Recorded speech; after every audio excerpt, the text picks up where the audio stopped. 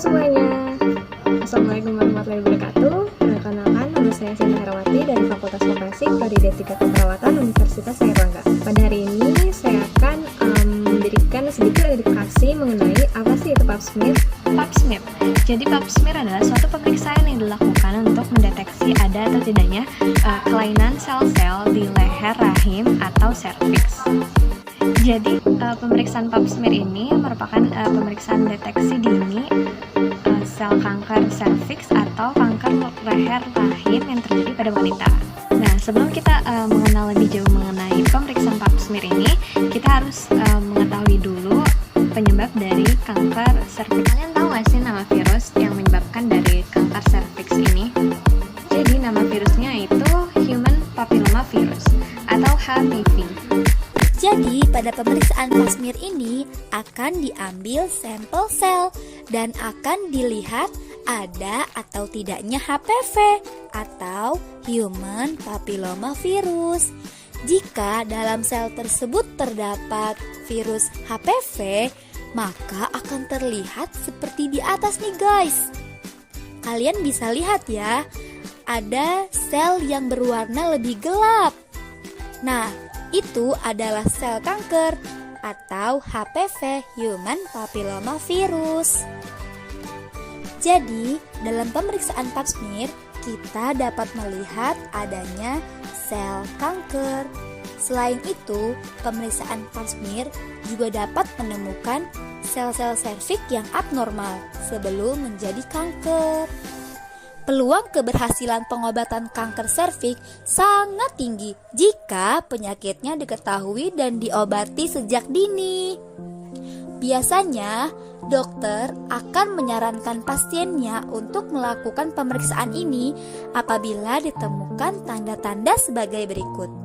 Yang pertama, mengalami keputihan yang warnanya kekuningan dan kehijauan, disertai bau dan rasa gatal. Yang kedua, terjadi pendarahan seusai hubungan seksual. Yang ketiga, terjadi pendarahan di luar jadwal menstruasi. Yang keempat, terlambat menstruasi tapi tidak ada tanda kehamilan. Yang terakhir, nyeri ketika hubungan seksual.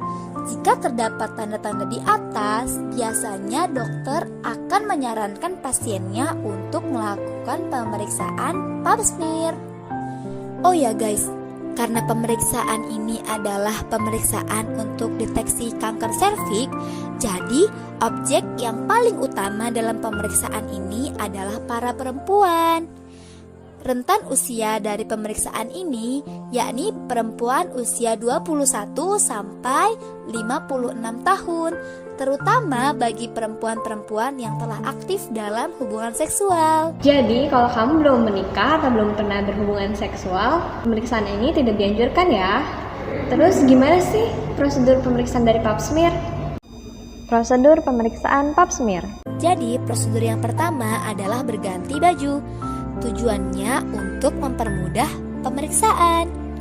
Selanjutnya, petugas akan menginstruksikan untuk berbaring di meja pemeriksaan dengan posisi litotomi atau posisi yang sama seperti persalinan.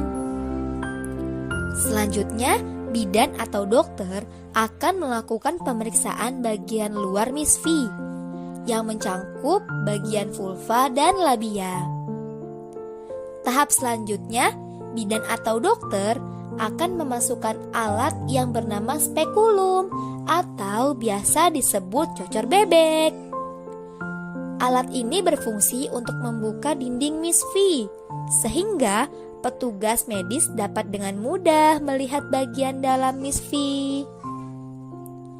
Tidak perlu khawatir ya guys, karena proses pemasukan spekulum ini biasanya dilakukan dengan sangat hati-hati dan tidak akan membuat misfi kamu terluka. Selanjutnya, pengambilan sampel jaringan. Setelah spekulum terpasang dengan benar, langkah selanjutnya yang dilakukan petugas medis adalah mengambil sampel jaringan. Pengambilan sampel dilakukan dengan menggunakan alat yang berbentuk seperti sikat yang menyerupai sapu kecil. Seperti di video ini, alat tersebut dinamakan sitobras. Ketika petugas telah selesai mengambil sampel, maka telah selesai pula tahapan utama dalam pap smear. Terus ada nggak sih efek samping dari pemeriksaan ini? Jadi untuk pemeriksaan pap smear ini tidak memiliki efek samping ya. Tapi mungkin waktu dilakukan pemeriksaan akan sedikit terasa tidak nyaman, namun setelah itu tidak ada efek samping yang berarti. Mungkin cukup sekian materi edukasi dari saya, kurang lebihnya mohon dimaaf. Wassalamualaikum warahmatullahi wabarakatuh. Semoga bermanfaat.